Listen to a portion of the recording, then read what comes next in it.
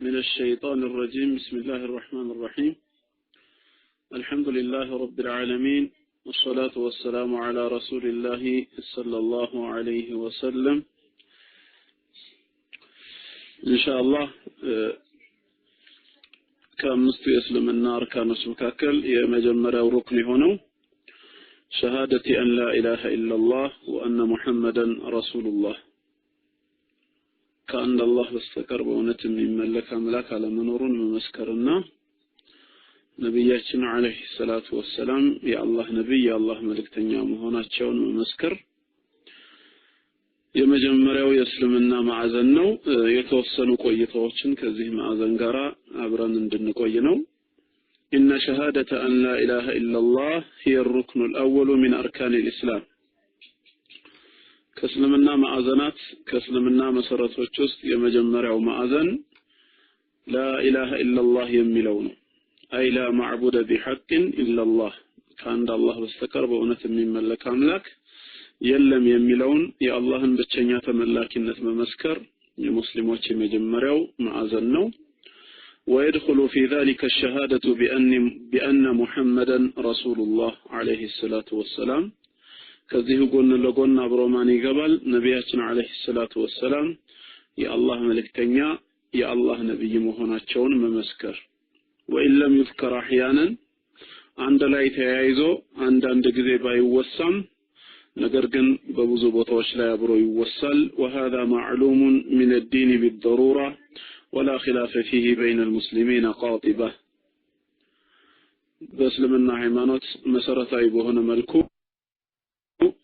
በይፋ አንዱ ይሄ ነው። በዓለም ሙስሊሞች መካከልም ምንም አይነት የሐሳብ ልዩነትም የለውም።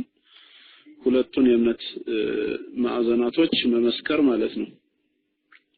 አንድ ላይ ሆኖ በብዙ ቦታ ነው የሚወሱት። ለምሳሌ አዛን ላይ ይነሳል፣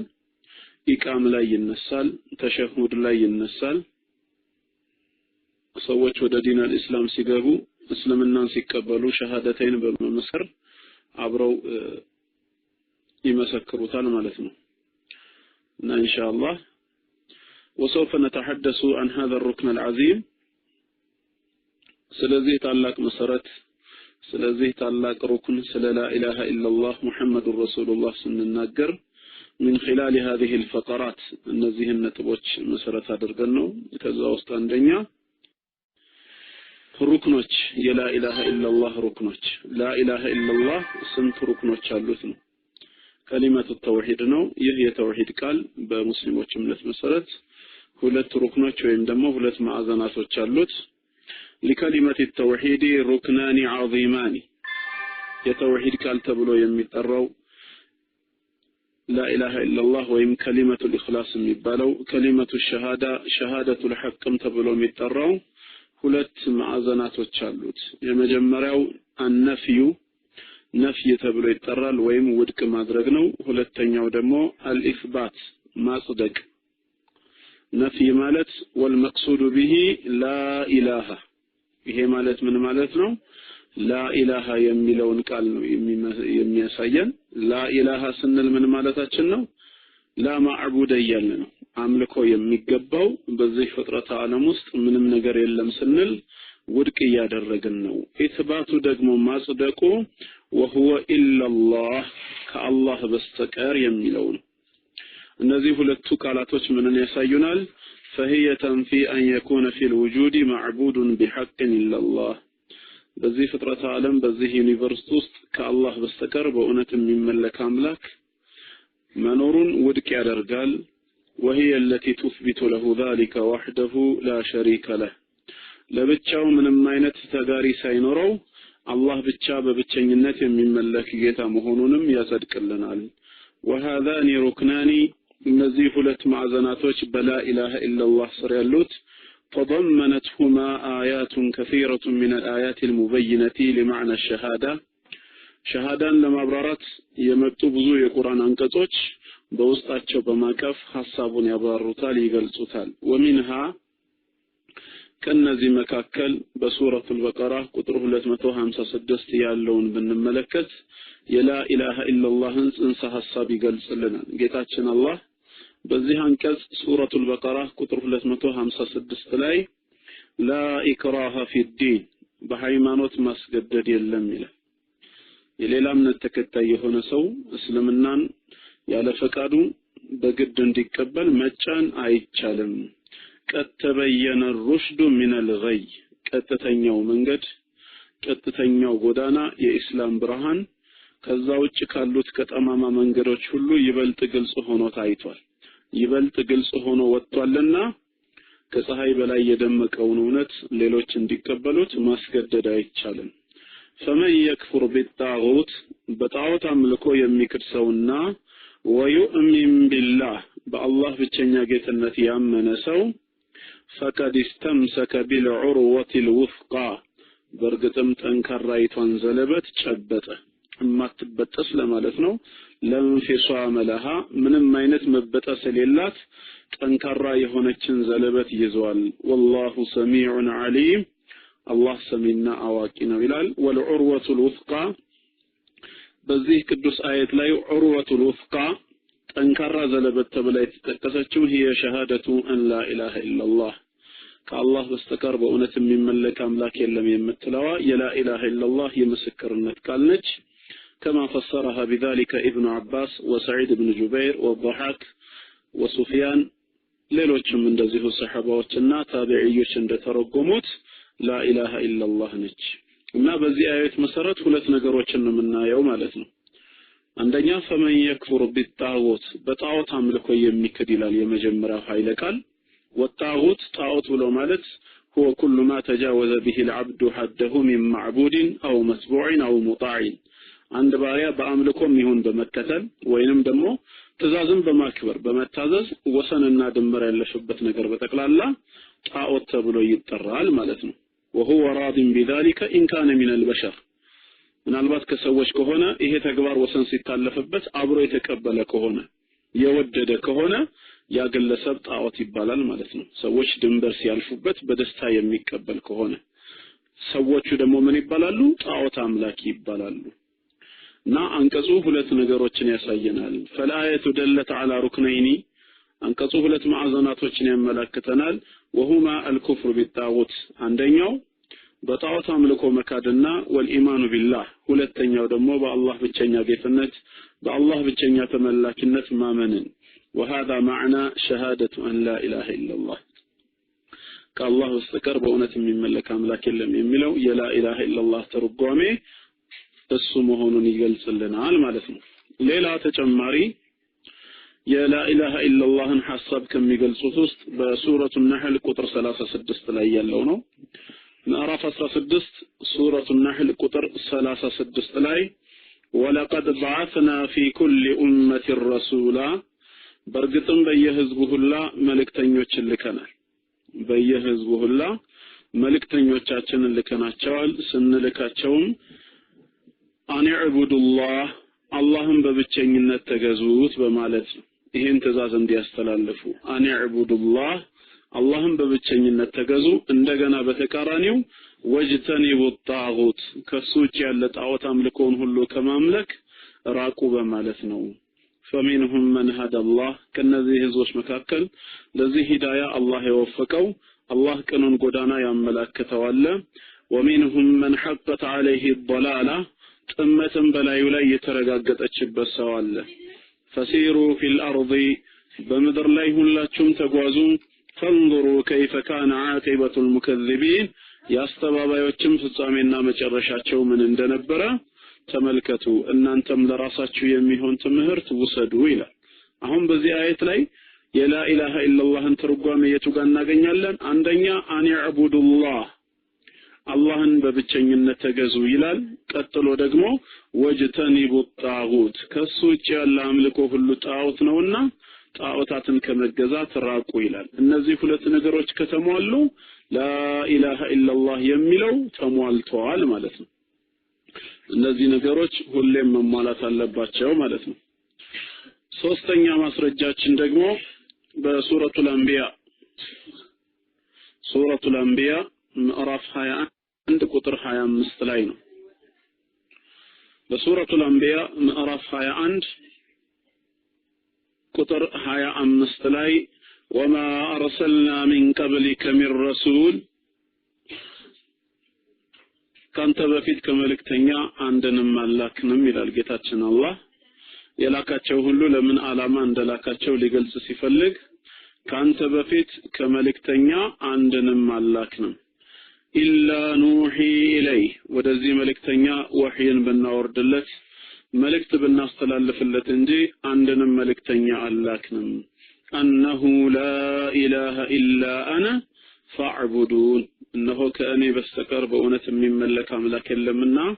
أنين ببتشنجنة تجزاين بمالت ودزا نبي رأي بالنور دلتنجي كزيوتشي ليلة على ما نروت لليلة على ما يتلاك عند ملك تنيا يلم ይህንን ትምህርት ቀደምት ነቢያቶችም ስላስተማሩ ነው ህዝቦቻቸው ነቢያቶቻቸውን በሚቃወሟቸው ሰዓት ለምሳሌ አዶች ነቢያቸውን ሁድ አለይሂ ሰላም ሲቃወሙት በሱረቱል አዕራፍ ቁጥር 7 ላይ የተናገሩት ቃል አለ በሱረቱል አዕራፍ ምዕራፍ 7 ቁጥር 7 ላይ قالوا ምናሉት የተቃውሞ ምላሽን ሲሰጡት አጂእተና አንተ ወደኛ ደግሞ መጣህ እንዴ ሊናዕቡደላህ ወህደህ ተመልከቱ እንግዲህ ሊናዕቡደላህ አላህን ለንገዛ አይደለም ያሉት ሊናዕቡደላህ ወህደህ አላህን ብቻውን እንድንገዛው ብቻውን እንድናመልከው ነው ወይ ወደኛ መልእክተኛ ሆነ የተላከው ወነዘረ ማ ካነ ያዕቡዱ አባኡና አባቶቻችን ሲያመልኳቸው የነበሩትን ጣዖታቶችን ሁሉ ትተን አላህን ብቻ እንድንገዛ ነው ወይ ወደኛ የምትመጣው ፋአቲና በል መታስፈራራውን ይዘህብና ቢማ ተዒዱና ካላመናችሁ ይደርስባችኋል ብለህ መታስፈራራብንን ቀጠሮ አሁኑ ነው አምጣብን ኢን ኩንተ ሚነ الصادقين ከእውነተኞቹ ከሆን ካሉት ይሄ ለኛ ምን ያሳየናል ማለት ነው ተውሂድ ትክክለኛ ገጽታው አላህን ማምለክ ብቻ ሳይሆን ከአላህ ውጭ ያለ አምልኮን መተውም ጭምር ያሳያል ማለት ነው አልኢማኑ ቢላህ ወልኩፍሩ ቢማ ይዕበዱ ሚን ዱኒላህ ማለት ነው አላህን ማመን አላህን ማምለክ ከሱ ውጭ ያለ አምልኮን ደግሞ መካድ ማስተባበል ሰው አላህን ያመለከ ከዛ ጎን ለጎን ሌላ ነገር የሚያመልክ ከሆነ ከሙሽሪክነት አልወጣም ማለት ነው ከአጋሪነት ከጣዖታዊነት አልተላቀቀም ማለት ነው ከሱ የሚፈልገው አላህን ማምለኩ ብቻ ሳይሆን ከዛው ያሉ አምልኮቶች ከንቱ መሆናቸውን አውቆ ሊተዋቸው ይገባል የነቢያቶችም ጥሪ ይሄ መሆኑን ይሄው ከህዝቦቻቸው የተቃውሞ ምላሽ ራሱ ማግኘት እንችላለን ማለት ነው እና ይሄ ጥያቄ ደግሞ ያው እዛው ቁጥር 65 ላይ መጀመሪያ ሁድ ተልኮላቸው በነበረ ሰዓት የተናገረውን ምላሽ መስጠታቸው ነው አንቀጽ 65 ላይ በዚሁ ሱራ ምዕራፍ 7 ምን ብሏቸው ነበር 65ኛው ላይ ወኢላ አድን አኻሁም ሁዳ ወደ አድ ህዝቦች የዘር ወንድማቸው የሆነውን ሁድን ወደ እነሱ ላክ ነው ከዛ ምን አላቸው قال يا قوم اعبدوا الله ህዝቦቼ ሆይ አላህን በብቸኝነት ተገዙት እሱን አምልኩት ማለኩም ሚን ኢላሂን ገይሩ ከሱ ውጭ ለእናንተ የሚመለክ አምላክ የላችሁም አላቸው የሚመለከው እሱ ብቻ ነው አፈላ ተተቁን ታዲያ ይሄን ጌታችሁን አትፈሩትም ይሄን ጌታችሁን አትጠነቀቁትም እንዴ ይላቸዋል ይሄን ትምህርት ሲያስተምራቸው ነው እንግዲህ የቀደሙን አጸፌታዊ ምላሽ የሰጡት ማለት ነው እና በጥቅሉ ተውሂድ መልእክቱ ምን እንደሆነ በዚህ መረዳት ይቻላል ማለት ነው وفي صحيح مسلم أن النبي صلى الله عليه وسلم إمام مسلم بزجبوت حديث سلسلة نبينا عليه الصلاة والسلام قال منالو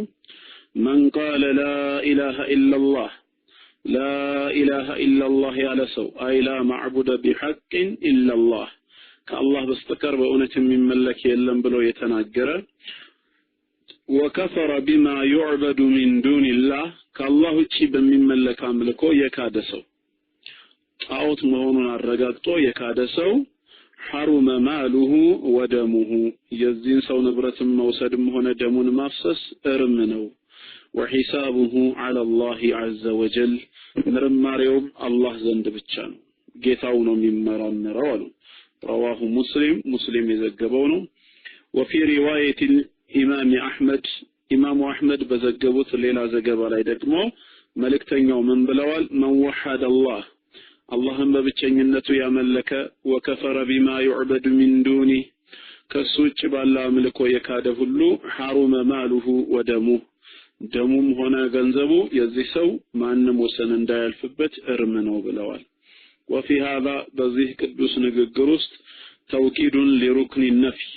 ከአላህ ውጭ ያለ አምልኮ ሁሉ ከንቱ መሆኑን በተጠናከረ መልኩ እንረዳለን ማለት ነው። እና አሁን ይሄንን ጠቅለል ባለ መልኩ በዚህ ከተረዳ ነው ስተኛ ደረጃ ثانيا حقيقتها ومعناها የላ ኢላሃ ኢላላህ ሐቂቃዎች እውነታዎችና ትክክለኛ ፍቻቸው ትርጓሜው ምን ሊባል እጅግ በጣም ብዙ ትርጓሜዎች አሉ። ከነዚህ መካከል አንደኛው የላ ኢላሃ ኢላላህ ትርጓሜው ኢፍራዱላህ ሱብሓነሁ ወተዓላ ቢልዒባዳ አላህን በአምልኮ አላህን በአምላክነት ብቻውን መነጠል ከሱ ውጭ ሌላን ኃይል አለማምለክ ከሱ ውጭ ሌላን ኃይል አለመገዛት እሱን በብቸኝነት መገዛት የላ ኢላሃ ኢላላህ ትክክለኛ መገለጫውና ፍቺው ነው። ومن ذلك ከነዚህ አምልኮ መንገዶች መካከል التقرب الى الله وحده ወደሱ ብቻ መቃረብ ودعاؤه وحده እሱን ብቻ መለመንና እሱን ብቻ መጥራት وعلى هذا أدلة كثيرة ይሄንን በተመለከተ ብዙ ቁርአናዊና ሐዲሳዊ ማስረጃዎች አሉ። منها ከነዚህም መካከል قوله تعالى በሱረቱ الجن ቁጥር 20 ላይ ያለው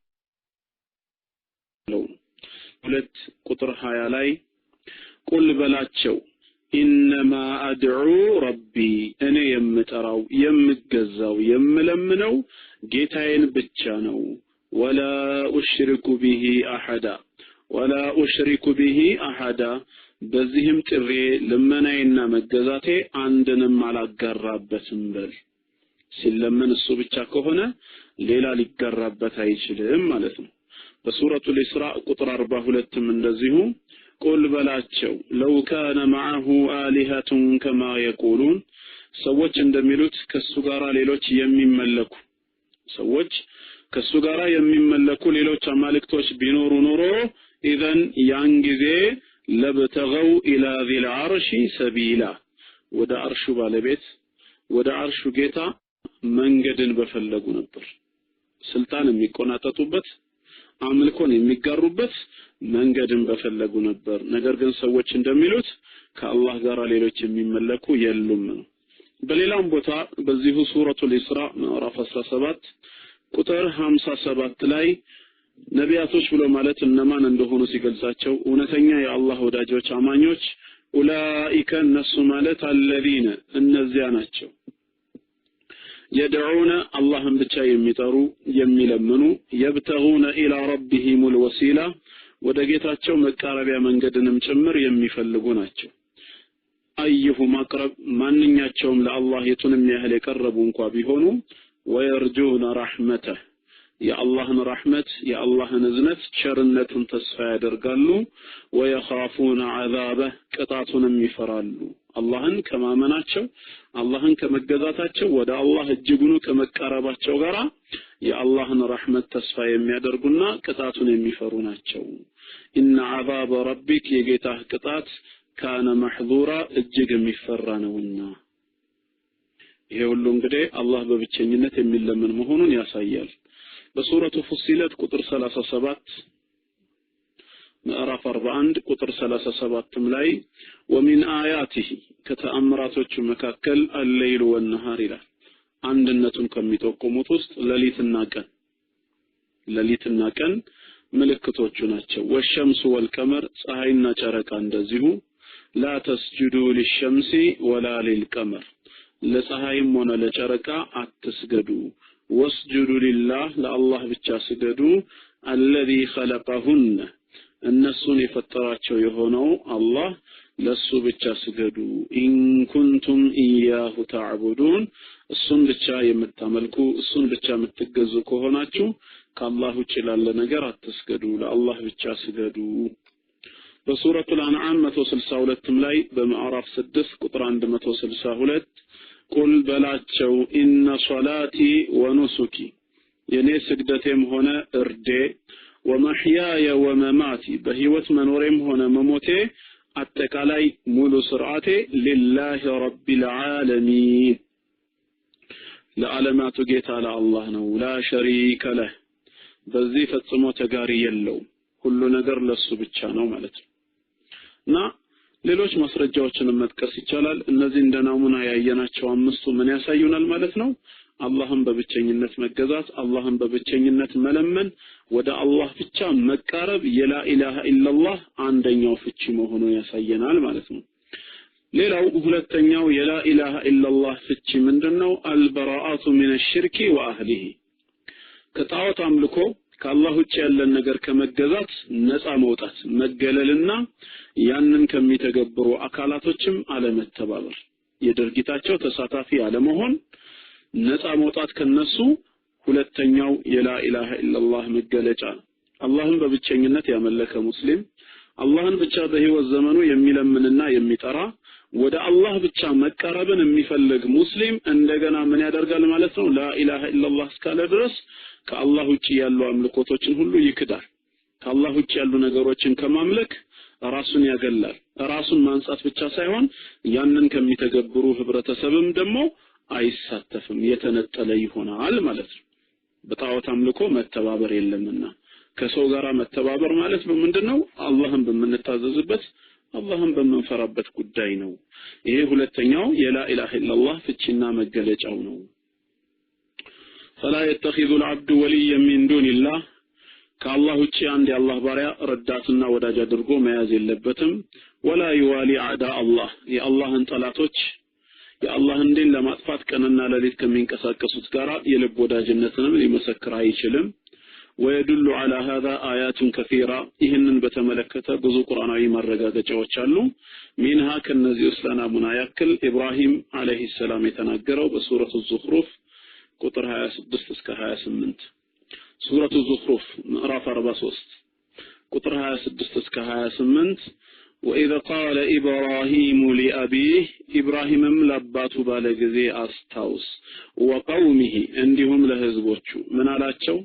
إنني براء مما تعبدون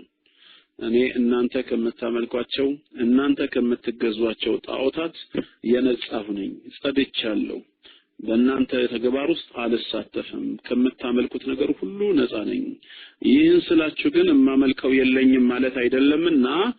إلا الذي فطرني ያ የፈጠረኝ ብቻ ሲቀር አለ እሱን እገዛዋለሁ አመልከዋለሁ ከዛ ውጭ ግን እናንተ ከምታመልኳቸው ነገሮች ሁሉ የጠራሁኝ ነኝ فإنه سيهدين ይሄ የማመልከው ጌታዬ እሱ ነው ለዱንያም ሆነ ለዲኔ ወደሚጠቅመኝ ነገር ሂዳያውን የሚለግሰኝ የሚመራኝ እሱ ብቻዬ ነው አለ ጌታችን አላህም ኢብራሂም ይሄን የእምነት ቃል በመናገሩ ምክንያት وجعلها كلمة باقية في عقبه ከሱ በኋላ ለሚመጡት ውልዶች ሁሉ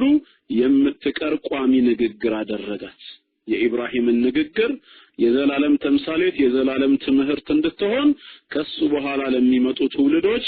የምትቀር ንግግር አደረጋት ለዓለሁም يرجعون ሰዎች ከጥፋት ጎዳና ወደ እውነት ይመለሱ ዘንድ ቀደምት ነቢያቶች ምን አይነት አምልኮ ላይ እንደነበሩ በተለይ ኢብራሂምን እንወዳለን የሚሉ የሃይማኖት አባላቶች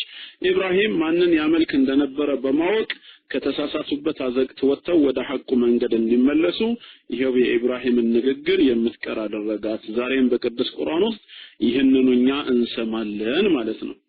ስለዚህ ከኛ የሚያስፈልገው ምንድነው ሰዎች ከአላህ ውጪ የሚያመልኳቸው ከአላህ ውጪ የሚገዟቸው ከአላህ ውጪ ድረሱልኝ ይያሉ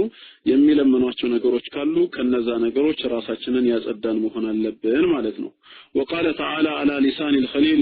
አሁንም በራሱ በኢብራሂም አለይሂ ሰላም ያራህማን ወዳጅ በተባለው የተናገረውን ነግሮናል በሱረቱ ሹዓራ ምዕራፍ 26 ከቁጥር 75 እስከ 77 ከቁጥር 75 እስከ 77 ሱረቱ ሹዓራ ላይ ምን ይላል قال إبراهيم عليه السلام ማለ أفرأيتم ما كنتم تعبدون የምታመልኳቸው ነገሮች ምን እንደሆነ ተመለከታችሁ አስተዋላችሁን የምትገዟቸው ነገሮች አንቱም ወአባኡኩም الأقدمون እናንተም ሆናችሁ ከናንተ በፊት የነበሩ ቀደምት አባቶቻችሁ አያት ቅድመ አያቶቻችሁ የምታመልኳቸው ነገሮች አስተውላችኋልን فإنهم عدو لي እነሱ እኮ ለኔ ጠላቶች ናቸው አለ ለኔ ጠላቶች ናቸው ኢላ ረብል ዓለሚን የዓለማቱ ጌታ አላህ ብቻ ሲቀር ከዛ ውጪ የምታመልኳቸው ነገሮች ሁሉ እኔ እንደ ጠላት አድርጌ ነው የሚይዛቸው ወዳጄ የዓለማቱ ጌታ አላህ ብቻ ነው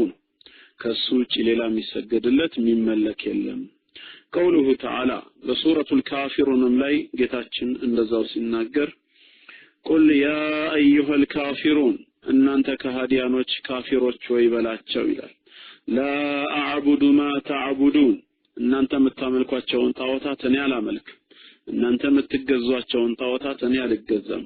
ولا انتم عابدون ما اعبد እናንተ ምን የማመልከውን እውነተኛ አምላክ አላህን የምትገዙ የምታመልኩ አይደላችሁም ولا انا عابد ما عبدتم እኔም እናንተ ያመለካችሁን እናንተ የተገዛችሁትን አልገዛም ولا انتم عابدون ما اعبد እናንተ ምን የማመልከውን እኔ የምገዛውን የምትገዙ አይደላችሁም لكم دينكم ለእናንተም የራሳችሁ የሆነ ከንቱ ሃይማኖት አላችሁ ወልየዲን ለኔ ደግሞ ሐቅ የሆነው ዲን الاسلام አለኝ በላቸው በራአ ነፃ መውጣት እንደዚህ ነው ማለት ነው ሰዎች ዳዕዋ ተደርጎላቸው ሰዎች አስተምራቸው ወደ ሐቅ ጎዳና እንዲመጡ አድርገህ እንቢ የሚሉህ ከሆነ መጨረሻ ላይ እኔ የሐቅ ሃይማኖት አለኝ እናንተም በባጢላችሁ ነው የምትሄዱት እኔ የእናንተን ባጢል አልከተልም እናንተም ወደ እኔ ሐቅ ለመምጣት ፈቃደኛ አልሆናችሁም ስራችን ሁላችንም አለ ነገ በጌታችን ፊት የፍርድ ሚዛን ይቀርባል قوله تعالى በሌላም ቦታ በሱረቱል ሙጃደላ የመጨረሻው አንቀጽ ሱረቱል ሙጃደላ ምዕራፍ 58 ላይ አንቀጽ 22 ላይ ስለ እውነተኛ ሙእሚኖች ሲናገር لا تجد قوما يؤمنون بالله لا تجد قوما ህዝቦችን አታገኛቸውም يؤمنون بالله በአላህ ብቸኛ ጌትነት የሚያምኑ ሆነው አታገኛቸውም واليوم الآخر ከበመጨረሻውም ቀን ከሞት በኋላ ዳግም መነሳት መኖሩን አምነው የሚቀበሉ ሆነው ነገር ግን ሰዎችን አታገኛቸውም ይላል እንደዚህ አይነት አማኞች በምን ተግባር ላይ ሲሰማሩ ነው ማታገኛቸው يوادون من حاد الله ورسوله የአላህና የመልእክተኛው ጠላት የሆነን ሰው ሲወዳጁ አታገኛቸው ولو كانوا آباءهم አባታቸው እንኳን ቢሆን ያ የአላህና የመልእክተኛው ጠላት አባታቸው እንኳን ከሆነ ከእንደዚህ አይነቱ ሰው ጋራ ወዳጅነትን ሲመሰርቱ አታገኛቸው አው አብናአሁም ልጆቻቸውም ቢሆኑ አው ኢኽዋነሁም ወንድሞቻቸውም ቢሆኑ አው አሺረተሁም ዘመዶቻቸውም በተቀላላ ቢሆኑ የአላህና የመልእክተኛው ጠላት ከሆኑ የአላህና የመልእክተኛው ጠላት በመሆናቸው ምክንያት ከነዚህ የቅርብ ዘመዶቻቸው ጋራ ወዳጅነትን ሲመሰርቱ አታገኝም ኡላኢከ እንደዚህ አይነት አማኞች ከተበ في قلوبهم الإيمان الله በልቦቻቸው ላይ ኢማንን አትሞባቸዋል وأيدهم بروح منه ከሱ በሆነ መንፈስም አበርትቷቸዋል አጠናክሯቸዋል ويدخلهم جنات تجري من تحتها الأنهار ከስሮቿ የተለያዩ አይነት ጅረቶች የምትፈስባት የሆነቿን የጸጋ ገነቶች ወደፊትም ያስገባቸዋል خالدين فيها በውስጧ ለዘላለም ዘውታሪዎች ሲሆኑ ጀነትን ያስገባቸዋል رضي الله عنهم እነሱ አላህ መልካም ስራቸውን ወዶላቸዋል ወረዱ عنه የአላህን ስጦታ ደግሞ እነሱም ወደው ተቀበለዋል ኡላኢከ ሒዝቡላህ እንደዚህ አይነት ምእመናን ባሮች የአላህ ህዝቦች ተብለው ይጠራሉ ألا إن حزب الله هم المفلحون አዋጅ ሁላችሁም ንቁ ይላል የአላህ ህዝቦች ማለት የሚፈልጉትን ያገኙ የዳኑ ናቸው በዚህ አንቀጽ መሰረት ምን እናያለን ማለት ነው አንድ ሙስሊም በአላህ ብቸኛ ጌትነት ካመነ ከሞት በኋላ ዳግም መቀስቀስ አላህ ፊት መቆም ሐቅ ነው ብሎ ከተቀበለ አሚን አላህ ከነሱ ያድርገን የአላህና የመልእክተኛው ጠላት ከሆነ ሰው ጋራ ወዳጅነትን አይመሰርቱም ምክንያቱም የሱ እምነት ሌላ እነዚህ ጠላቶች ደግሞ ሌላ ስለሆነ ማለት ነው ያ ሰው ለምን የቅርብ ዘመዱ አይሆንም ለዚህ ነው ጌታችን አላህ በሱረቱ ኒሳ 144 ላይ ያ አዩሃ الذين آمنوا እናንተ ያመናችሁ ሰዎች ሆይ لا تتخذوا الكافرين أولياء من دون المؤمنين ከመንገድ ውጪ ከሃዲዎችን ወዳጅ አድርጋችሁ ረዳት አድርጋችሁ አትያዟቸው ይላል ካፊሮችን ከመእመናን ውጪ ረዳት አድርጋችሁ ወዳጅ አድርጋችሁ እንዳትይዟቸው አቱሪዱን ተፈልጋላችሁ ደግሞ አንተ ጀዐሉ ሊላሂ ዐለይኩም ሱልጣናን ሙቢና አላህ በእናንተ ላይ ግልጽ የሆነ ማስረጃን ልታደርጉለት ትፈልጋላችሁ ነገ በዚሁ እንድትቀጡ ይሄ አንቀጽ ሱረቱ ኒሳ ምዕራፍ 4 ቁጥር 144 ላይ ከመእመናን ውጪ ካዲያንን ካፊሮችን ወዳጅ አድርጋችሁ አትያዙ ይሄ በእናንተ ላይ ግልጽ የሆነ ማስረጃ ይሆንባችኋል ግልጽ ማስረጃ ይሆንባችኋል በሱረቱ ማኢዳ ቁጥር 51 እንደዛው ከሃዲያኖችን ወዳጅ አድርገን መያዝ እንደሌለብን ይናገራል ምዕራፍ 5 ቁጥር 51 ያ አዩሀለዚነ አመኑ እናንተ ያመናችሁ ምእመናን ባሮች ሆይ ላ ተተኺዙ اليهود والنصارى اولياء አይሁዶችና ክርስቲያኖችን የልብ ወዳጅ አድርጋችሁ አትያዙ ከነሱ ጋር የልብ ወዳጅነትን አትመስርቱ بعضهم اولياء بعض ከፊላቸው ለከፊሉ በእናንተ ጉዳይ ላይ ረዳቶች ናቸው እርስ በርስ ቢለያዩም እርስ በርስ በልባቸው ጠላት ቢሆኑም በእናንተ ጉዳይ ላይ ግን ረዳቶች ናቸው በእናንተ ጉዳይ ላይ አንድ ናቸውና እነዚህን ከሃዲዎች እናንተ ወዳጅ አድርጋችሁ አትያዟቸው ወመን የተወለሁም ሚንኩም እንቢ ብሎ ከእናንተ ውስጥ ግን የሚወዳጃቸው ሰው ከነሱ ጋር የልብ ወዳጅነት فإنه منهم እሱ ራሱ ከነሱ ይመደባል ከነሱ ጎራ ይሆናል إن الله لا يهدي القوم الظالمين الله በደለኛ ህዝቦችን ወደ ሐቅ ጎዳና አይመራቸውም ይሄ ዙልም ነው በደል ነው የሚመክረን ጌታችን አላህ ነው ስለዚህ የሱን ምክር ተቀብለን ባልንጀራዬ ወይም ጓደኛዬ ማን ነው ማለት የኛ ትርጉም የኛ የቤት ስራ መሆን አለበት ማለት ነው ይሄ የላ ኢላሃ ኢላላህ ትክክለኛ ዴፊኒሽን ሌላኛው መገለጫው ነው ማለት ነው ثالثا شروطها መስፈርቶቹ የሚለው ላይ ደግሞ እንገባለን ላ ኢላሃ ኢላላህ የተሟላ እንዲሆን አንድ ሙስሊም ስለ ላ ኢላሃ ኢላላህ በቂ ግንዛቤ እንዲኖረው በላ ኢላሃ ኢላላህ ስር መሟላት ያለባቸው መስፈርቶች አሉ እነዛን ሽሩጦች እናያቸዋለን ለሸሃደቲ አን ላ ኢላሃ ኢላላህ ሽሩጡን ለላ ኢላሃ ኢላላህ መስፈርቶች ወይም ቅድመ ዝግጅት የሚባሉ ነገሮች አሉ يجب على كل مسلم أن يتعلمها ويطبقها ማንኛውም ሙስሊም ሊማረውና ሊተገብረው ግድ ይለዋል ማወቅ አለበት ሊተገብረው ይገባል وهذه الشروط እነዚህ መስፈርቶች ማእኹዘቱ بالاستقراء والتتبع من الكتاب والسنة ቅዱስ ቁርአንና ሐዲስን በማንበብ በውስጣቸው ስለ ላ ኢላሃ ኢላላህ የሚያመለክቱትን ነገር በመከታተል የተያዙ ናቸው በኢጅቲሃድ የተገኙ ስለሆኑ وهي كما يلي ከዚህ ቀጥሎ ባለው መልኩ እናቀርባቸዋለን ላ ኢላሃ ኢላላህ ያሉት መስፈርቶች ከላ ኢላሃ ኢላላህ ሽሩጦች ቅድመ ዝግጅቶች መስፈርቶች መካከል አንደኛው አልዕልም ጉዳዩን ማወቅ ዝም ብሎ በመላስ መናገር ሳይሆን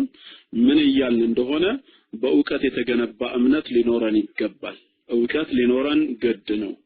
ወደሊሉሁ ቀውሉሁ ተዓላ ለዚህ ደግሞ ማስረገጫው እንዲህ የሚለው የጌታችን ቃል ነው ሱረቱ ሙሐመድ ቁጥር 19 ላይ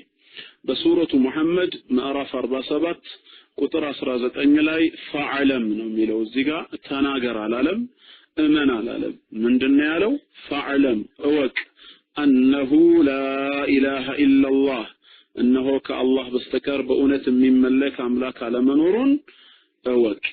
سلازي مجمرة من يكرمال مالتنا ما وك يكرمال مالت ما وك يكرمال كذي هنصار مجمرة أوكت كدامي مهونون لنوك يقبنال مالتنا كلاتشن وروى مسلم عن عثمان رضي الله عنه قال رسول الله صلى الله عليه وسلم إمام مسلم بزقبوت هذه السنسلات عثمان بن عفان رضي الله عنه وابي بمدرك نبياتنا عليه الصلاة والسلام اندهالو من مات يموت سو وهو يعلم أن لا إله إلا الله كأن الله استكر بأونة من ملك أملاك على منورون عوقو بذيه منتو اسكالة موتو سنتو يموت سو دخل الجنة ቀጥታ ጀነት ገባ ይገባል ሳይሆን ጀነት ገባ በማለት ነብያችን አለይሂ ሰላቱ ወሰለም ተናግረዋል። ከዚህ አንፃር የላ ኢላሃ ኢላላህን ትክክለኛ ትርጓሜ ማወቅ ያስፈልጋል ማለት ነው።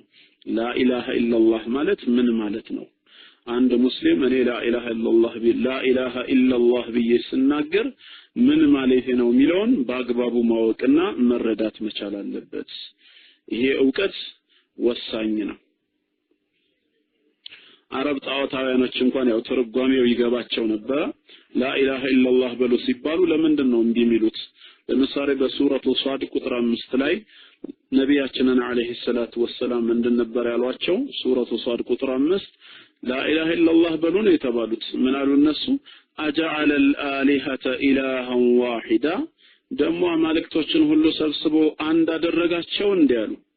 ለካ ላ ኢላሃ ኢላላህ ማለት እነሱ የሚያመልኳቸውን አማልክት ሁሉ ይቃወማል ማለት ነው። ወደ አንድ አምልኮ ይጣራል ማለት ነው። እኑ ልትገዙት የሚገባችሁ አንድ ጌታ አንድ አላህ ብቻ ነው ብሎ ያስተምራል። ትርጉሙ ስለገባቸው አጀዐለ አልአሊሀተ ኢላሃን ዋሂዳ፣ አማልክቶችን ሁሉ ሰብስቦ አንድ ብቻ አደረጋቸው እንዴ ይላሉ። ትርጓሜው ገብቷቸዋል። በቋንቋቸው የወረደ ቁርአን ስለሆነ መልእክቱን ለመረዳት ይሄን ያህል የሚከብድ አልነበረም ማለት ነው። እኛም መልእክቱን ልንረዳ ይገባናል። አንደኛው መስፈርቱ ማወቅ ነው ማለት ነው። ሁለተኛ ደግሞ አልየቂን፣ ሁለተኛው መስፈርት በዚህ በላ ኢላሃ ኢላላህ እምነት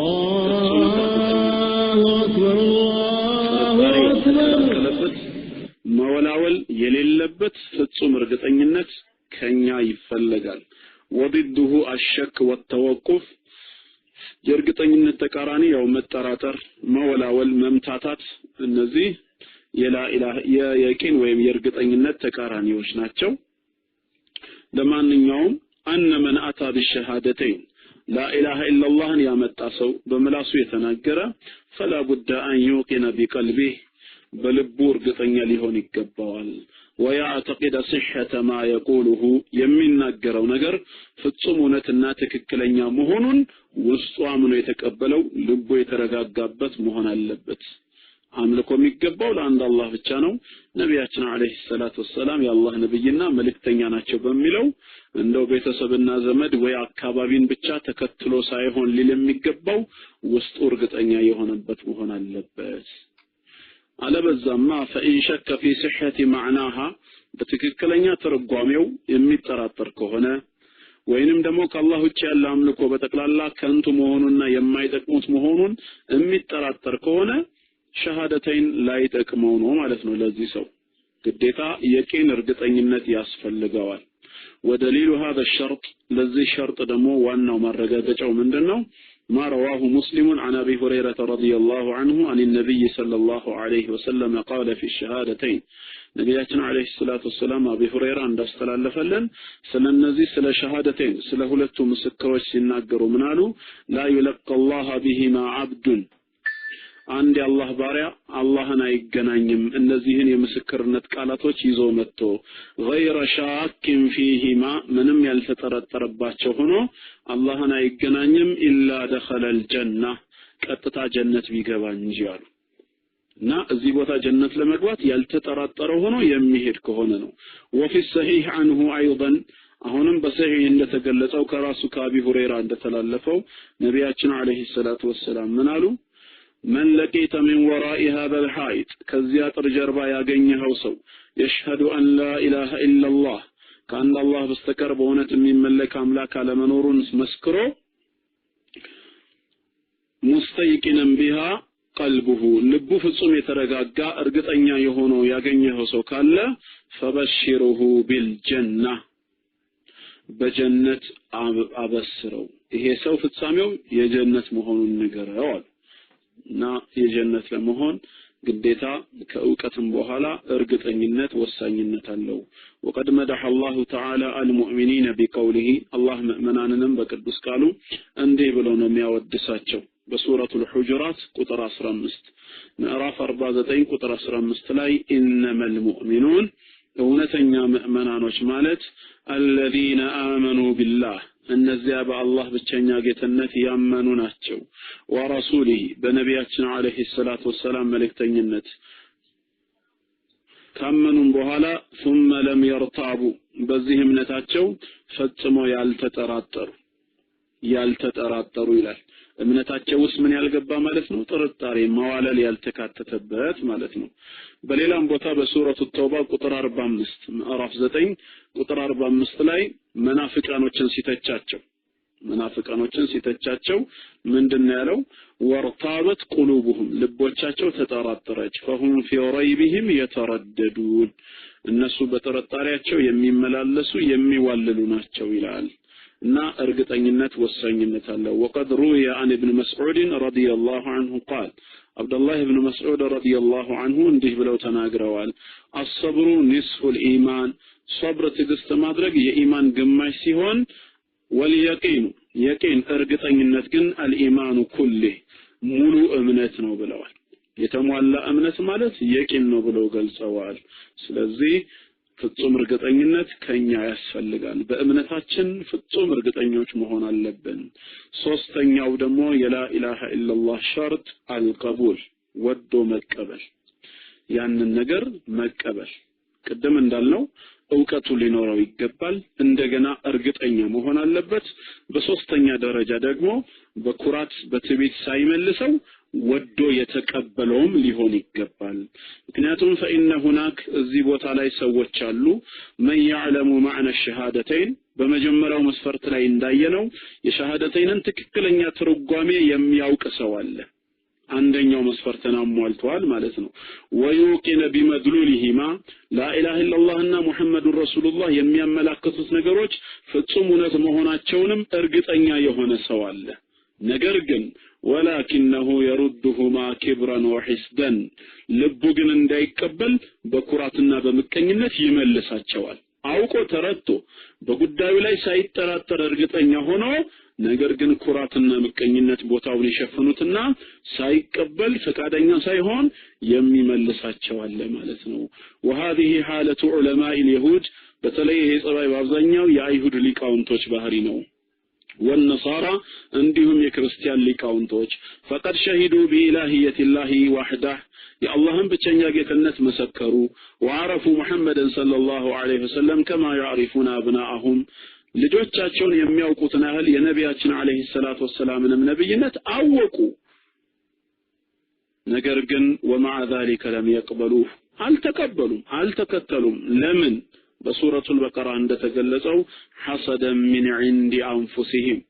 ውስጣቸው ካለው ጥላቻ ምቀኝነት የተነሳ من بعد ما تبين لهم الحق እውነቱ ከተብራራላቸው በኋላ ማለት ነው። እውነት ከተብራራላቸው በኋላ ከተገለጸላቸው በኋላ ውስጣቸው ባለው ምቀኝነት የተነሳ ሳይቀበሉት ቀሩ። وهكذا كان المشركون يعرفون معنى لا اله الا الله አረብ ጣዖታውያኖችም የላ ኢላሃ ኢላላህን ትክክለኛ ትርጓሜ ያውቁ ነበር። ወሲድቀ ሙሐመድን ሰለላሁ ዐለይሂ ወሰለም የነቢያችን ዐለይሂ ሰላቱ ወሰላምንም እውነተኝነት በሚገባ ያውቃሉ። ታዲያ ለምንድነው ያልተከተሉት እነዛ ጣዖታውያኖች? ወላኪነሁም يستكبرون عن قبوله ከመቀበል ግን ኩራት ከለከላቸው ይኮሩ ነበር። كما قال تعالى ጌታችን አላህ እንዳለው إنهم كانوا إذا قيل لهم لا إله إلا الله يستكبرون እነሱ እኮ ማለት ኑ لا إله إلا الله በሉ ሲባሉ ይኮሩ ነበር።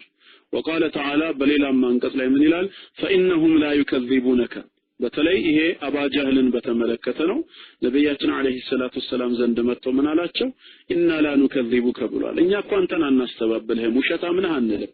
መቼም ነብይነት ማዕረግ ሳይሰጥህ ዝም ብለህ ከመሬት ተነስተህ ነብይ ነኝ አትልም፣ እናውቃለን። ወላኪን ኑከዚቡ ማ ጂእተ ቢህ የመጣህበትን መንገድ መስመሩን ነው የምናስተባብለው። ጌታችን አላህ ምን አለ? ፈኢነሁም ላ ዩከዚቡነከ እነሱ እኮ አንተን አያስተባብሉህም። ወላኪን الظالمين بآيات الله يجحدون ነገር ግን በደለኞች ናቸው በአላህ አንቀጽ የሚክዱት። ምክንያቱም የአላህን አንቀጽ አምነው ተቀበሉ ማለት የሰዎችን እኩልነት አረጋገጡ ማለት ነው። ባሪያ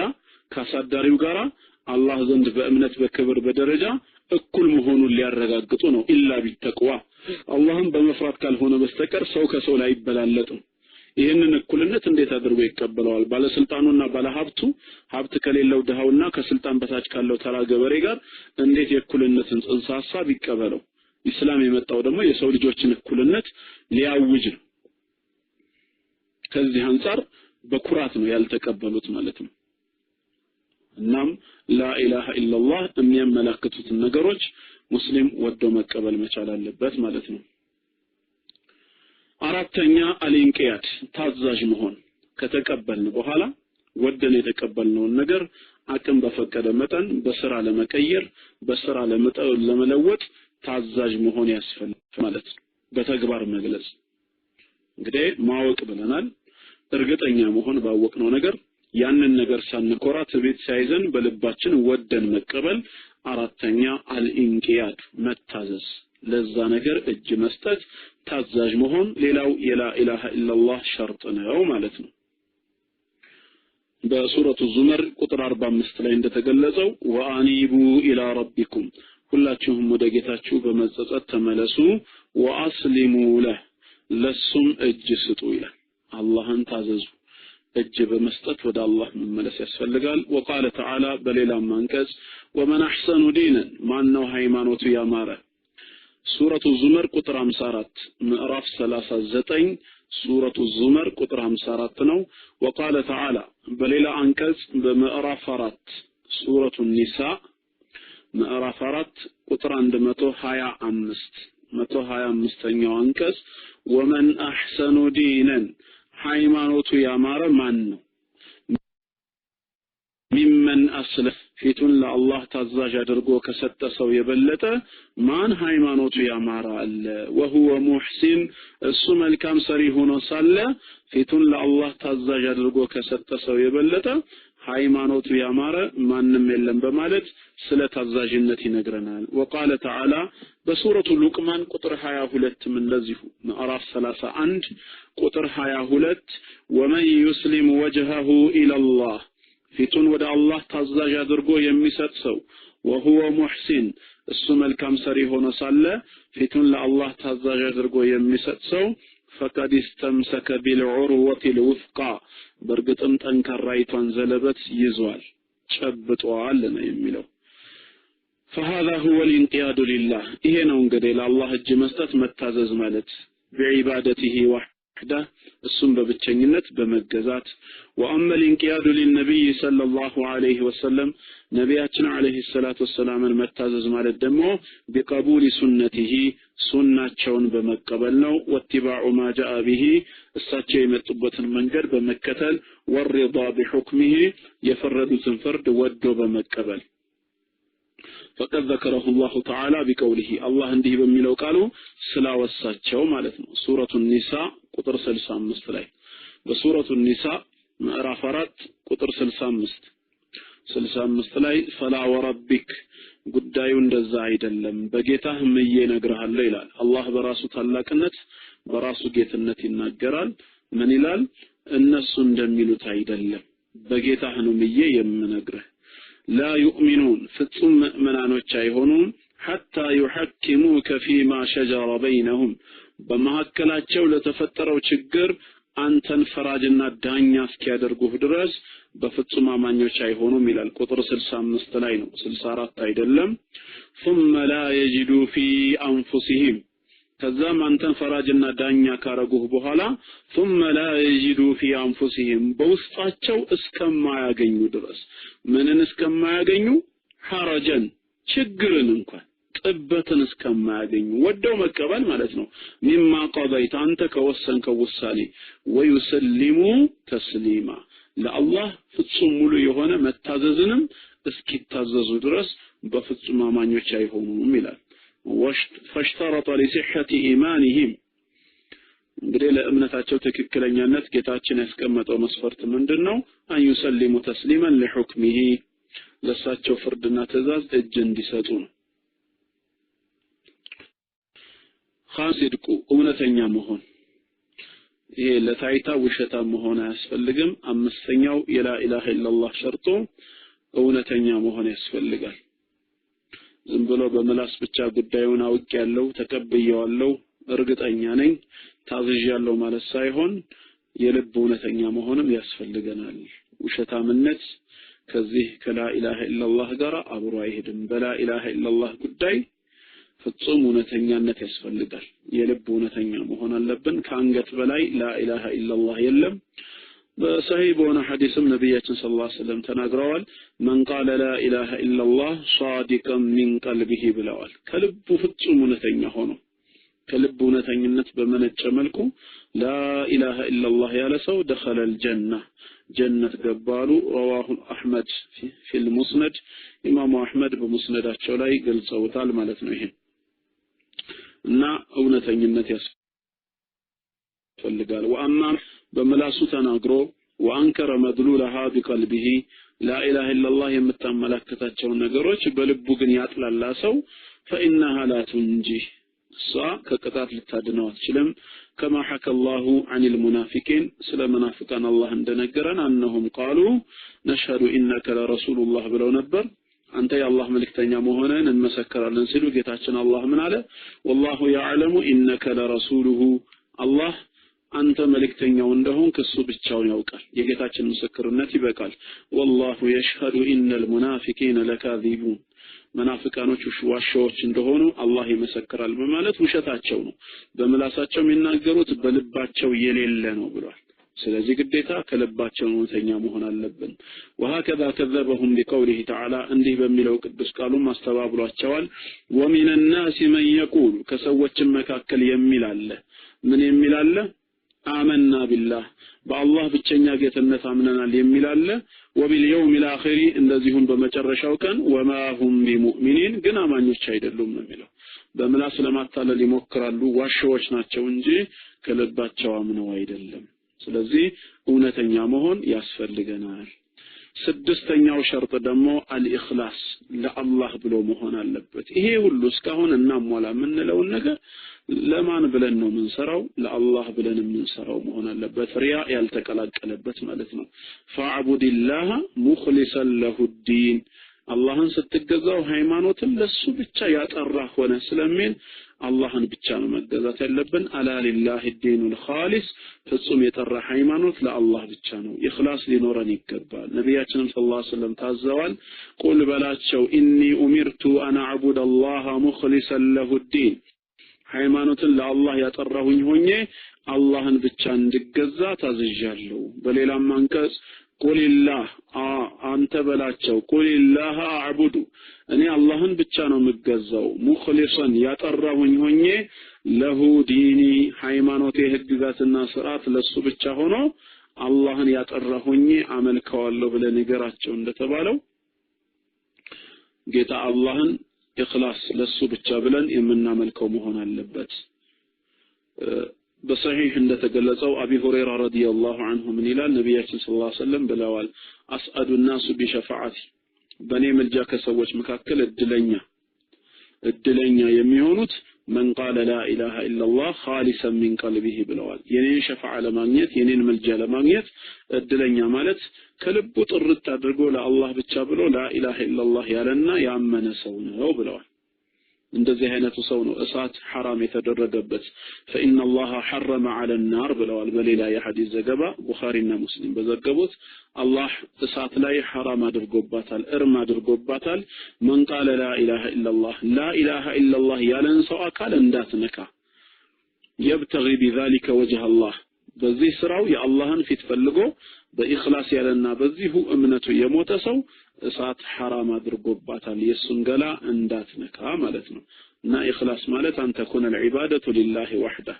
አምልኮ በተቅላላ ለአንድ አላህ ብቻ እንዲሆን ማለት ነው ዱና አን يصرف منها شيئا لغيره ከአምልኮ ዘርፎች አንዱንም እንኳን ቢሆን ከአላህ ውጭ ላለ ነገር አሳልፎ መስጠት የለበትም ላ መለኩ ሙቀረብ የቅርብ መላእክትም ይሁን ወላ ነብዩ ሙርሰል የተላከ ነብይም ቢሆን ማለት ነው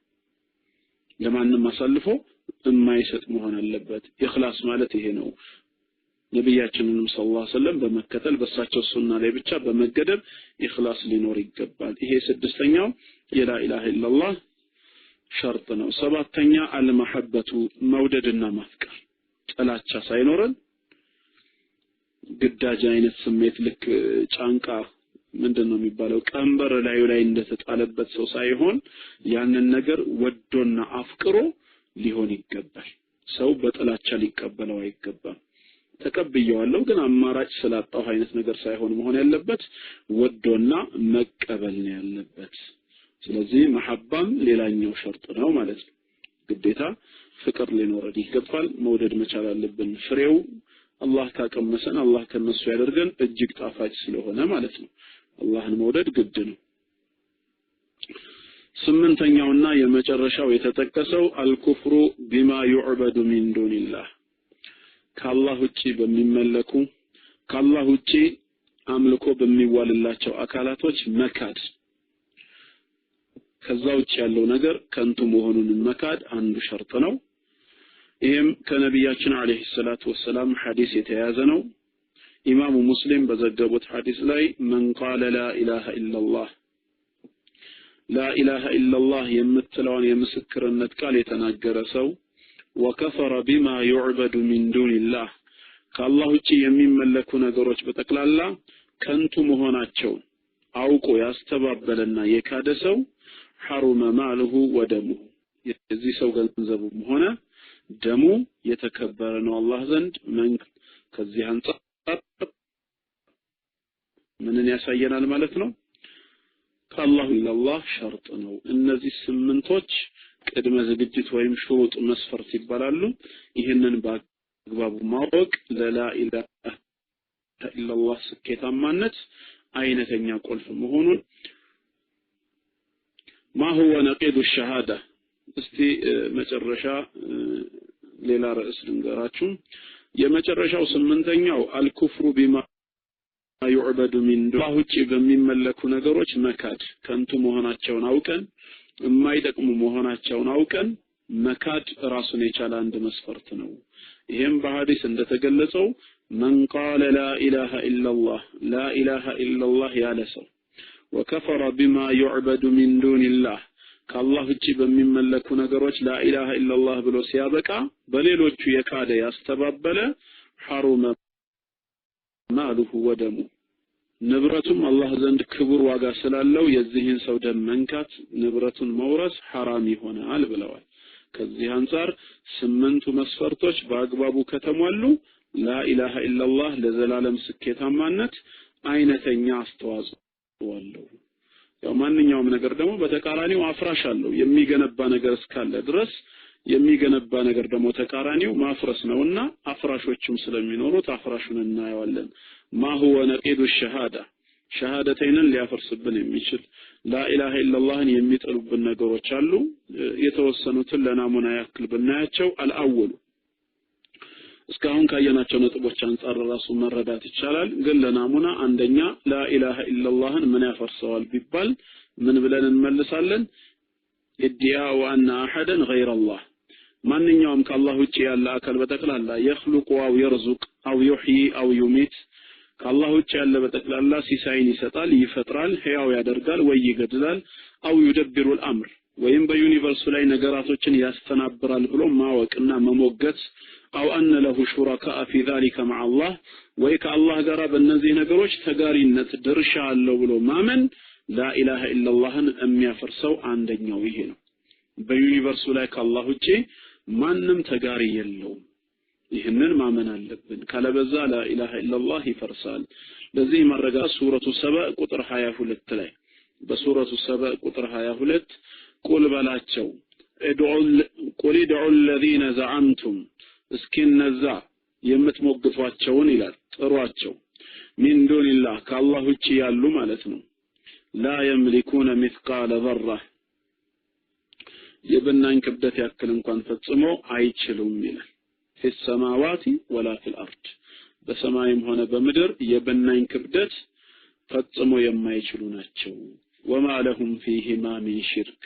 በዚህ በሰማይና በምድር ውስጥ ተጋሪነትም የላቸውም አይደለም ለብቻ ሆነው በተጋሪነት ደረጃ መብት የላቸውም وما له منهم من ظهير اللهم ከነሱ ረዳትና አጋዥ የለውም ብቻውን የተብቃቃ ጌታ ነው ይላል በሌላም ቦታ አልহামዱሊላሂ الذي خلق السماوات والارض ሰማያትና ምድርን ለፈጠረ አላህ ምስጋና ይድረሰው وجعل الظلمات والنور ጨለማና ብርሃንንም ያደረገ ثم الذين كفروا بربهم يعدلون ግን እነዚህ የካዱ ሰዎች በጌታቸው አምልኮ ያስተካክላሉ ሌላን አካል ባላንጣ ያደርጋሉ ይላል አላህ ግን ተጋሪ የለውም ማለት ነው ተጋሪ የለውም አንደኛው ላኢላሃ ኢላላህ እንዳይፈርስ በዚህ ጉዳይ ላይ መጠንቀቅ ሩቡብያ የአላህ ሐቅ የአላህ መብት ብቻ መሆኑን ማወቅ الثاني ሁለተኛው ላኢላሃ ኢላላህን ወይም ሸሃደተይንን ምን ያፈርሰዋል صرف شيء من انواع العباده لغير الله ከዒባዳ ከአምልኮ ዘርፎች አንዱንም እንኳን ቢሆን ከአላህ ውጭ ላለ አካል አሳልፎ መስጠት ከአላህ ውጭ ላለ አካል አሳልፎ መስጠት ላኢላሃ ኢላላህን ያፈርሰዋል ወልዒባደቱ ዒባዳ ማለት እስሙን ጃሚዕ ጠቅላይ የሆነ ቃል ነው لكل ما يحبه الله ويرضاه من الاقوال والاعمال ከንግግርም ሆነ ከተግባር አላህ የሚወደውና የሚፈልገው ነገር እስከሆነ ድረስ የሚገኝ ነገር ምን ይባላል ዒባዳ ይባላል الظاهرة والباطنة በይፋ የሚታይም ሆነ በልብ የሚሰራም እስከሆነ ድረስ በተክላላ አላህ የሚወደው ከሆነ ዒባዳ ይባላል التي لا يجوز صرفها لسواه ከሱች ላለ ነገር በተክላላ አሳልፎ መስጠት የማይበቃ ነው ومن ذلك ከነዚህ ስለናሙና الذبح ማረድ ለአላህ ብቻ ነው والنذر ስለት መግባት ለአላህ ነው والسجود ስግደት ለአላህ ነው والخوف ከአላህ ውጭ ሌላን አካል አንፈራም والرجاء ተስፋ የምናደርገው ከአላህ ብቻ ነው والمحبة ፍቅርም ለአንድ አላህ ብቻ የሚሰጥ ነው والاستعانة እገዛና እርዳታም ከአላህ ብቻ ነው የሚጠየቀው والاستعاذة ጠብቀኝ ድረስልኝም አላህ ጋር ብቻ ነው እነዚህ ሁሉ የዒባዳ ዘርፍ ናቸው ከነዚህ ውስጥ አንዱን አሳልፎ ለሌላ ሰጠ ማለት ላኢላሃ ኢላላህ ፈረሰ ማለት ነው የሰውየው والادله على ذلك كثيرا ተቋሚ ማስረጃዎች አሉ ለናሙና ያክል አንድ በሱረቱል ፋቲሃ ሁሌም የምንቀራው ላይ ኢያከ ነዕቡዱ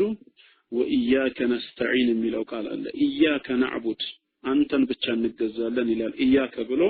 በሐስር ነው የመጣው ገዳቢ ነው ወኢያከ ነስተዒን አንተኑ ብቻ እርዳታን ጠይቃለን ይሄ ማለት አይ ላ ነዕቡዱ ገይሩከ ወላ ነስተዒኑ ቢገይሪክ ካንተ ውጪ ሌላን አንገዛም ካንተ ውጪ በሌላ አካል እርዳታን አንፈልግም ወተላ ያ አዩሃ الناس እናንተ ሰዎች ሆይ እዕቡዱ ረበኩም ጌታችሁን ብቻ ተገዙ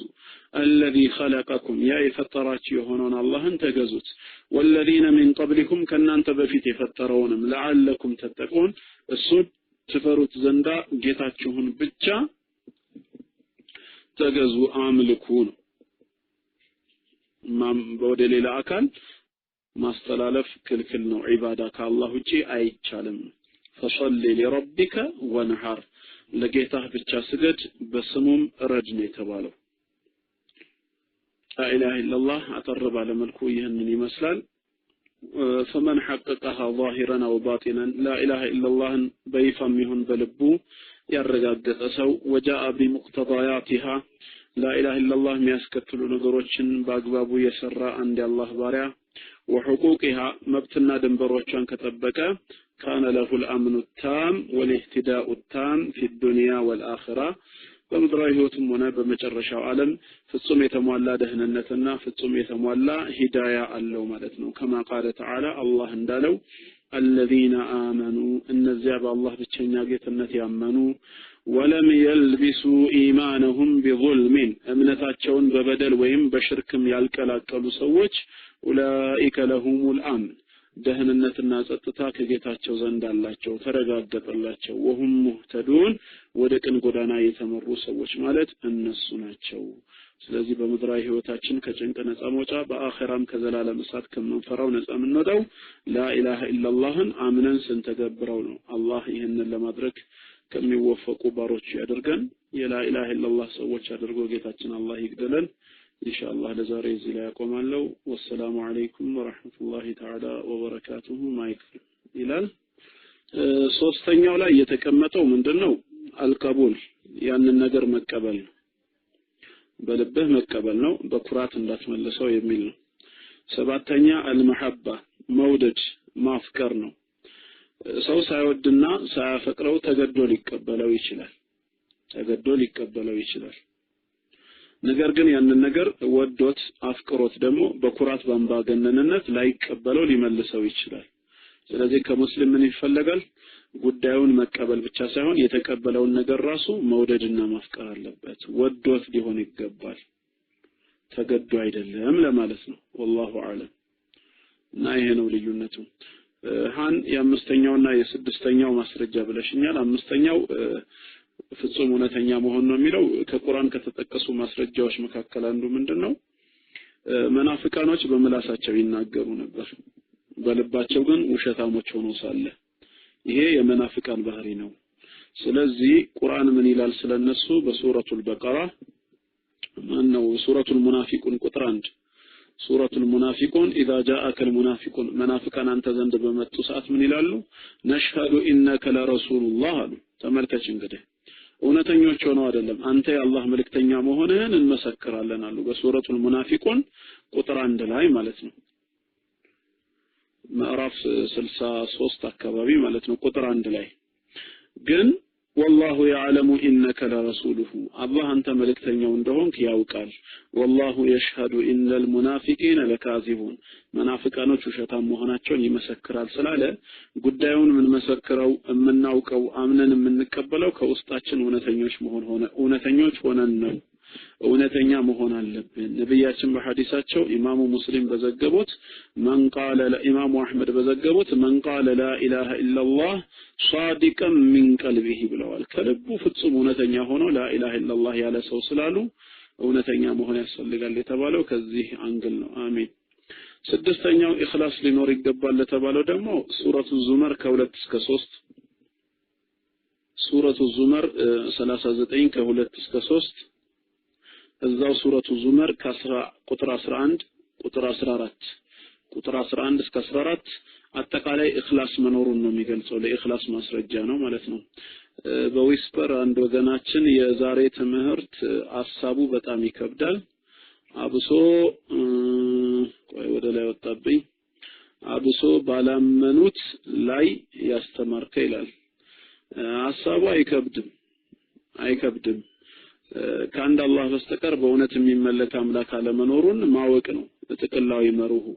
እና አንድ ሙስሊም ከአላህ በስተቀር በእውነት የሚመለክ አምላክ አለመኖሩን ሲመሰክር ወይ ሲያምን ደግሞ ማሟላት ያለባቸው መስፈርቶች ናቸው ማወቅ አለበት እርግጠኛ መሆን አለበት ያንን ነገር ወዶ መቀበል አለበት ብለን ነው በሰፊው ያስተማርነው እና እንዴት አንተን እንደከበደ አይዶን ምናልባት ከክርስቲያኖች ጋር በተገናኘ መልኩ የቅድም መጀመሪያ አካባቢ ላይ የጠቀስኩትን ይሆናል የልብ ወዳጅነትን የሚለው ማለት ነው ምክንያቱም ቁርአን ተዓወኑ ዐለል ቢሪ ወተቅዋ ይላል አላህ በሚፈልገው መልካም ነገር አላህን በመንፈራበት በመልካም ነገር ላይ ተባበሩ ይላል ከማንም ሰው ጋር ወላ ተዓወኑ ዐለል ኢስሚ ወልዑድዋን በአመጽ ወሰናላፊነት በወንጀል ደግሞ አትተባበሩ ይላል ክርስቲያኖችና አይሁዶች የሌላ እምነት ተከታይ ሆነው ሌላ እምነት ስር ሆነው እኔ ሙስሊም ሆኜ እስኪ በምን መልኩ ነው አንድ ሆነን እንሄዳለን የምትለው ሶሻል ላይፍ አብረን ልንኖር እንችላለን እስላም አሁንም አልከለከለንም በማህበራዊ ኑሮ መተጋገዝን በማህበራዊ ኑሮ መቻቻል መረዳዳትን እስላም በሰፊው አስተምሮናል የእስላምም ታሪክ ያንን ይመስላል ነገር ግን እምነትን በተመለከተ ግን እኔ ወዳጅ አድርጌ አልይዛቸውም ምን ብዬ ነው የሚይዛቸው የኔ መስጊድ ማለት እኮ ለነሱ ቤተክርስቲያናቸው ማለት አይደለም የነሱ ቤተክርስቲያናቸው የኔ መስጊድ አይደለም እና አንተ እንዴት እንደከበደህ እኔ እንጃ እንግዲህ ይበልጥ ደግሞ ያው በተግባር እኮ ሲታይ የሚበሰውም ያው በክርስቲያኑ ሳይድ ነው ቁርአን በዚህ መልኩ አስተምሮናል እንጂ የሙስሊሞች መስጊድ ልክ እንደኛ ቤተክርስቲያን ነው ብለው ሲሰራ ሀገር ቤት በፍቅር ያየሰው አለ ነገር ግን ሰው እንደ ሰውነቱ ግን ይከበራል ሰው እንደ ሰውነቱ ተተባበረዋለህ በማህበራዊ ግድሮች በማህበራዊ ጉዳይ ላይ አብረህ ምትሆናቸው ይኖራሉ በእምነት ጉዳይ ላይ ግን ወዳጅህ የራስህ አማኝ የሆነ ሰው ብቻ ነው ሌላ ወዳጅ የለንም ወይስ ምናልባት ወዳጅ ሲባል እናንተ የምትሉት ይሄ ካንገት በላይ ያለውን ነው አንዳንድ ጊዜ ወዳጅ ሲባል ትርጉሙ ይለያያል መሰለኝ እኔ አሁን ሙስሊም ጓደኞች አሉኝ የሚል ሰው ይኖራል ይሄ ወዳጅነት አይደለም ደናደርክ ሲባል እንዴት ነው ደና ነው ሆይ ወይ ትምህርት ቤት አብረን እንሂድ የሚለው እዚህ ጋር ቁርአን ሊያስተምርበት የፈለገው አይደለም ቁርአን ሊያስተምርበት የፈለገው ሌላ መልእክት አለው እንግዲህ ከከበደ ምን እንበል ታዲያ ምን ማለት ይቻላል ያው እውነትን ተናግሮ የመሸበት ማደር ነው ያበጠ ይፈንዳ እንደሚባለው አፈንድቶ መግል እንዲወጣው ካልተደረገ በስተቀር ችግር ነው መተሻሸት ማንንም አያዋጣም ያለው እውነታ ይሄ ነው እኔ ወዳጅ አለኝ ብዬ ነው እኮ የምመጣው ዊስፐር ወዳጅ አለኝ ስትል የምን ወዳጅ ነው በእምነትህ ጉዳይ የምታወያየው ሙስሊም ጓደኛ አለሽ ስላንተ እምነት የምታወያየው የምታማክረው ምን ማድረግ እንደሚገባህ የምትጠይቀው ሙስሊም ጓደኛ እኮ የለህም አይደል ይሄን ታውቃለህ ግን እዚህ ሩም ውስጥ ወዳጅ አለኝ ብለህ ግን ስትመጣ ምን ማለት ነው ወይ ስለ ሀገር ጉዳይ አብረን እናወራለን ወይም በስራ ጉዳይ አንድ መስክ ላይ ከሆናችሁ እንተባበራለን እንነጋገራለን ብለህ ነው አይደል ይሄ ከሆነ ይሄንን የሚያፈርስ ነገር አልሰማህም ነው ቅድም የሰማነው በእምነት ጉዳይ ነው እንዴ አይደለም ካንተ ጋር ከአባት ጋር እኮ ብሎ ነው የተናገረው አይደል እሱን እንኳን ራሱ አልሰማህም እንዴ ለምን አባትህ አይሆንም ነው ሰውየው አማኝ ሆኖ ልጅየው አባቱ ጣዖት አምላኪ ሆኖ በዚህ ጉዳይ ከአባቱ ጋር ምን አይነት ወዳጅነትን ይመሰርታል ግን ይሄ ጣዖት አምላኪ የሆነው አባቱ ና ልጄ ይሄን አድርግልኝ ይሄን አግዘኝ ቢለውስ የፈለገ ቢሆን እስከ ለተሞቱ ድረስ የአባትነት መብቱ ከላዩ ላይ አይወርድ አባቱን መታዘዝ ግድ ነው እንደፈለገ ቢያደርገው የአባት ጀርባ ተሰብሮ ነውና ልጅ ያደገው አባት በተራው ልጁን እንደፈለገ ማድረግ ይችላል እምነቷ ቦታ ላይ ግን ሲመጣ ዛሬ ለጣዖት አምልኮ የሚያግዘኝን ነገር ሂደ ከከተማ አምጣ ቢለው ግን አንድ እርምጃ እሺ ማለት የለበትም አያገባው እዚህ ጋር በእምነት ጉዳይ ተለያይተዋል የአላህ ትእዛዝ ይቀድማል ስለዚህ ምንም አባት ቢሆን ምንም እናት ብትሆን በሩ ተዘጋ ማለት ለአባት እኮ ነው ይሄን የሚነግረው እስላም ከዛ ውጪ ግን እንደ አባትነት እንደ እናትነት ግን መብታቸው እንዳለ ነው አንተ ደግሞ እንደ ጓደኝነትህ ሰው ለመሆንህ መጠን ካንተ ጋር አላደርግ የሚገባኝን ማህበራዊ ኑሮ እስላም አስተምሮኛል እምነቱ ቦታ ላይ ግን ሲመጣ ይቆማል እምነቱ ቦታ አንተ የራስን እምነት ትከተላለህ እኔ የራሴን አደርጋለሁ ቅድም እንዳለው እንጂ ሌላ አይነት በእምነት ጉዳይ ወዳጅነት ምን መሰረተበት እኮ ቀዳዳ የለም ይሄንን ደግሞ መታቀው ይመስለኛል መሸፋፈን ምንም ጥቅም የለውም ነው አለበለዚያ እህታችን እንዳለችው እኔ ታምሜ ያለ አንተ መተህ ቅዱስ ገብርኤል ያድነህ አልከኝ አሜን ማለት አለብኝ እንዴ እና በደንብ ተረዳው በምን አንግል እንደከበደህ እንጂ ስለ እምነት የሚያስተምርህ ካለ መልካም አንተም አስተምረው ስለ እምነትህ አንተም ስለ እምነት አስተምረው እሱም ስለ ራሱ እምነት ያስተምርህ ነገር ግን ዛሬ ቸርች ላመልክ ነው ጓደኛ አይደለህም ወይና አብረን ሄደን እናምልክ ብትለው ያንተ ጓደኝነት ሸም ይዞት አንተ ቸርች የሚገባ ከሆነ ከአላህ ትእዛዝ ይልቅ ያንተን ጓደኝነት መርጧል ማለት ነው ይሄ ጥፋት ነው ካላመነበት ለምን ይገባል ቸርች አላህ የሚመለክበት ቦታ አይደለም ብሎ ካመነ ለምን አንተን ተከትሎ ይገባል ቅድሚያ የሚሰጠው የጌታው ትእዛዝ ነው ስለዚህ በእምነት ጉዳይ ከተቃራኒ እምነት ጋር ሊኖረን የሚገባው አመለካከት ሁሉም በድንበሩ ነው እምነታዊ ባልሆኑ ጉዳዮች ግን መተባበርን ሃይማኖታችን ያዛል እንጂ ባይሆን ማኖረው ዚሩም ውስጥ ክርስቲያን የሆናቸው ወገኖች ውጡ አይባልም እንዴ ታራ ተረጓሚው ሌላ ከሆነ አድሚኖች እየተባበሩ ባውንስ ማድረግ ይጀምሩ ነበር ምክንያቱም ሙስሊም ብቻ ገብቶ ነው መስማት ያለበት እንላለን ግን ያ አይደለም ለማንኛውም የተግባባን ይመስለኛል ያው እንግዲህ ቅር ካለህም ያልተቀበልከው ነገር ካለ ምናልባት ወይ ከኔ ማስረዳት እጥረትም ሊሆን ይችላል ወይ አንተ ያየህበት መነጽር በሌላ መንገድ ሊሆን ይችላል አይ ዶንት ኖ sometimes ደግሞ ሰዎች ባዩበት መነጽር ለማየት ተሞክሮ ካልገባችሁ እናንተ መነጽራችሁን ነው ማዋስ ያለባችሁ በቃ አውሱን እስኪ መነጽራችሁን በእናንተ መነጽር ደግሞ ሆነን እንየው አንተ ይሄ መነጽር አሪፍ ነው ይባላል ይዛኔ ምን ያለበት ያ ነው ኢስላም ራሱን አጋልጦ እንደዚህ ነው ማስተምሮ ብሎ ሲናገር ለሰዎች ሰዎች ሲከብዳቸው እስቲ የናንተ ምንድነው ብሎ መጠየቅ ነው በቃ እስቲ የናንተን ደግሞ እናዳምጠው ይባላል የዛኔ ይታያል አላህ ለሰው ልጆች እና እስልምና እንደ ሳሙና መሞላለጭን አያስተምረንም እኔ በእምነቴ ጉዳይ ላይ ግልጽ አቋም ሊኖረኝ ይገባል ማይክ ፍሪ